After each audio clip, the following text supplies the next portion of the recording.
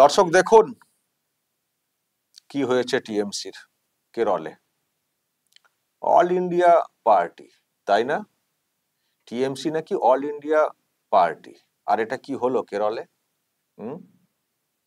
এখানেও লিখেছে party name All India Trinamool Congress, প্রার্থীর নাম Anvar PV, assembly constituency Nilambur, state Kerala, application uploaded 2 June 2025। তারপরে দর্শক দেখতে পাচ্ছেন, পড়তে পারছেন, কারেন্ট স্ট্যাটাস রিজেক্টেড। কেরলে একটি বিধানসভা কেন্দ্রে উপনির্বাচন হতে চলেছে, সেখানে টিএমসি প্রার্থী দিয়েছিল আনভার পিভিকে, কিন্তু নির্বাচন কমিশন সেটাকে বাতিল করে দিয়েছে। এই হচ্ছে ব্যাপার, রিজেক্টেড। প্রিয় দর্শক, আমি শফিকুল ইসলাম এবং আপনারা দেখছেন আরামবাগ টিভি। এক্ষুনি বলবেন কেন হলো, বা টিএমসি বলবে নিশ্চয়ই মোদি করিয়েছেন, টিএমসির বিরুদ্ধে ক্ষোভ যাতে না অন্য কোনো রাজ্যে দাঁড়াতে পারে। নিশ্চয়ই টিএমসি বা টিএমসির কেউ না কেউ বলবেন, কিন্তু কারণটা কি? কারণটা কি? এমনি এমনি নির্বাচন কমিশন বাতিল করে দিল? কতজন দাঁড়াচ্ছেন প্রার্থী হিসেবে, কত পার্টির, আর নির্বাচন কমিশন টিএমসিটা কি বাতিল করে দিল? এটা হয় কখনো? বাতিলের কারণ আছে। টিএমসি কোন সাহসে, আমি যেটা প্রথমেই বলতে চাই যে টিএমসি কোন সাহসে এই দলের প্রতীকে ওখানে নমিনেশন করেছিল? কোন সাহসে? টিএমসি কি all India party, national party? তার সেই তকমা আছে যে দেশের যে কোনো প্রান্তে যখন খুশি গিয়ে দাঁড়িয়ে পড়বো, প্রার্থী দিয়ে দেব? আছে কি? একটা আঞ্চলিক দল হঠাৎ করে কেরলে গিয়ে বলছে আমাদের একজন প্রার্থী হবেন, নমিনেশন নিয়ে নাও। হয় কখনো? এটা কি ন্যাশনাল পার্টি? একটা আঞ্চলিক পার্টি হিসেবেও লড়তে গেলে তার একটা সিস্টেম আছে, তার একটা সিস্টেম আছে। কোন সিস্টেম পালন করেনি, প্রার্থী দিয়ে দিয়েছে নমিনেশন, তো বাতিল করে দিয়েছে কমিশন। ঠিক করেছে, এটা তো একটা মিনিমাম সেন্স। একটা দেখুন, টিএমসি তো অনেক দিন ধরে তো চালাচ্ছে কারবার। আশা করি ওদেরও জানার কথা, কিন্তু এটা একটা শয়তানি করা হয়েছে, পাকামো করা হয়েছে। হয়তো ওই বলা হবে আমাদের বাতিল করে দিয়েছে, হয়তো জানি না কি ভাবেন ওনারা, যে সব বোকা ওনারাই সব থেকে বেশি চালাক, যে আমরা এরকম করে বাতিল হয়ে যাবে বলবো আমাদেরকে দাঁড়াতে দেয়নি। তো যাই হোক, বিষয় তো, কারণ তো এখন তো সবাই বলছেন না, এখন মিডিয়ার যুগ, সোশ্যাল মিডিয়ার যুগ, কারণ সব পরিষ্কার করে ব্যাখ্যা আকারে চলে আসছে। পরিষ্কার বলা হচ্ছে যে একজন প্রার্থী দিতে গেলে একটা পার্টির যে সিস্টেম, একটা যে একটা তো রেজিস্ট্রেশন করতে হয়, একটা তো সিস্টেম আছে। তো সেই সিস্টেমে ওখানে টিএমসি প্রার্থী দিতে পারে না, সেই জন্য বাতিল। তো বাতিল হয়ে গেছে।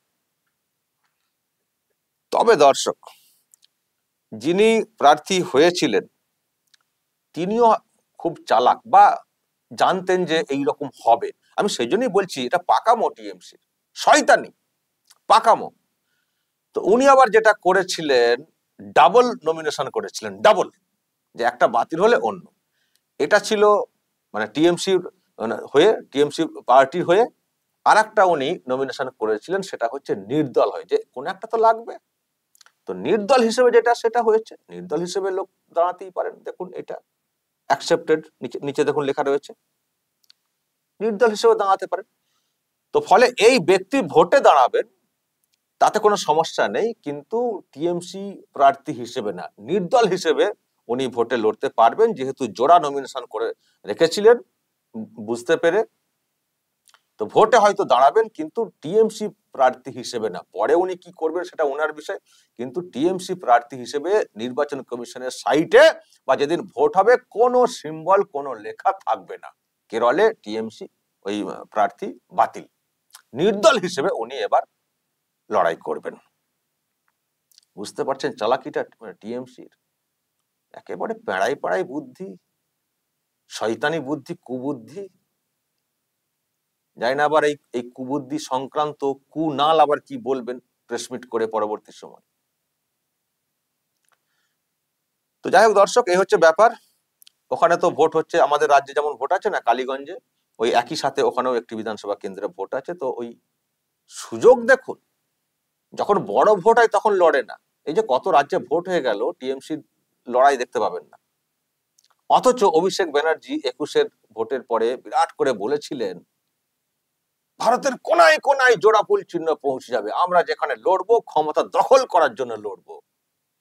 তো চেষ্টা করেছিল ওনাদের দল, করেনি যে তা না, গোয়াতে গিয়েছিল লড়তে, 50 কোটি নাকি খরচ করেছিল, দুটো বড় বড় গোল্লা নিয়ে চলে এসছেন, বিগ জিরো।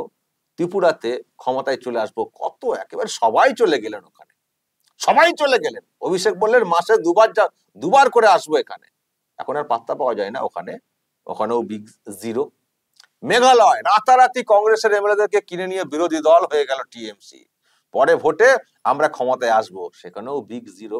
মানে কয়েকজন এমএলএ হয়তো ধরে রাখতে পেরেছেন, ক্ষমতায় আসতে পারেননি ওনারা। তারপরে লড়াটাই ভুলে গেছেন, আর লড়তেই যান না। এই যে কত জায়গায় ভোট হলো, মহারাষ্ট্রে ভোট হলো, তারপরে আরো তো কত রাজ্যে ভোট হলো, আপনারা দেখলেন। টিএমসি লড়তে গেছে কোথাও?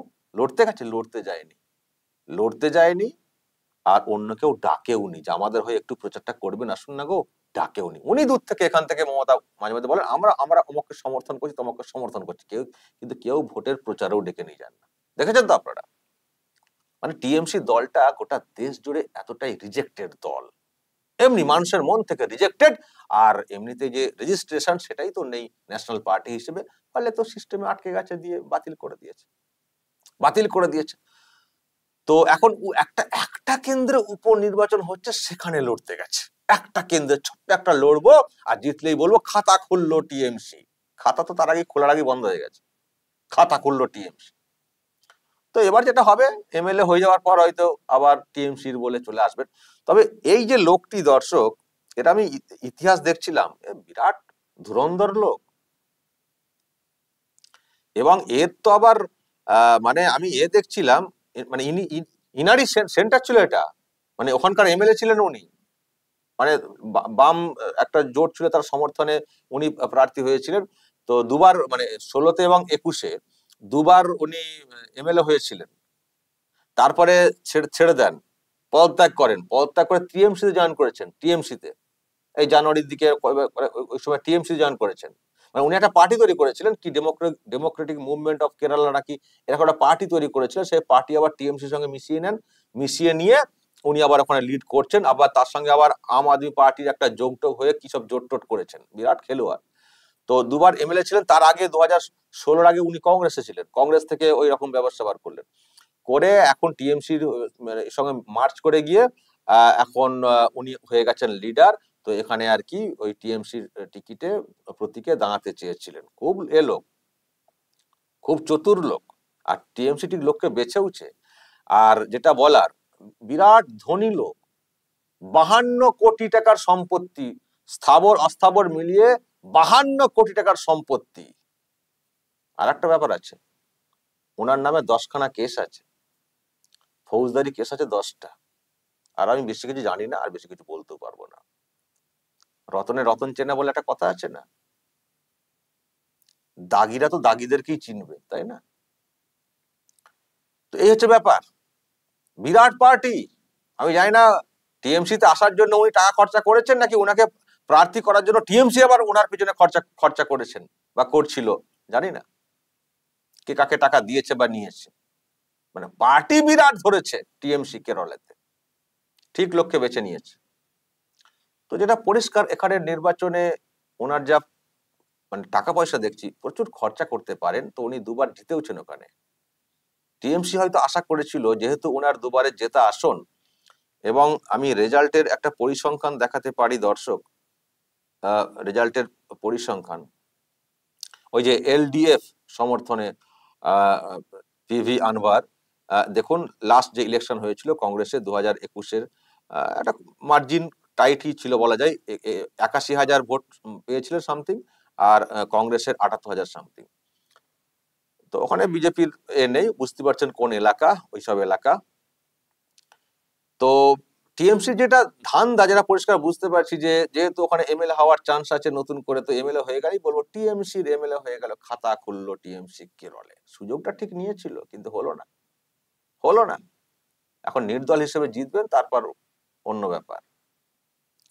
মানে পদত্যাগ করে টিএমসি তে জয়েন করে একটা টিএমসির হয়ে খাতা খুলতে চেয়েছিলেন, বা টিএমসিও সেইভাবে করিয়েছিল, পদত্যাগ করার যাই করো করে ঠিক লাইন আপ স্ক্রিপ্ট মেনে এগিয়ে যাচ্ছিল। কিন্তু সবকিছু একটা লিমিট আছে, প্রার্থী হিসেবে দাঁড় করার ক্ষেত্রে রেজিস্ট্রেশন ইত্যাদি নিয়ম কারণ আছে, সেগুলোকে মানেনি তো টিএমসি, মানেনি।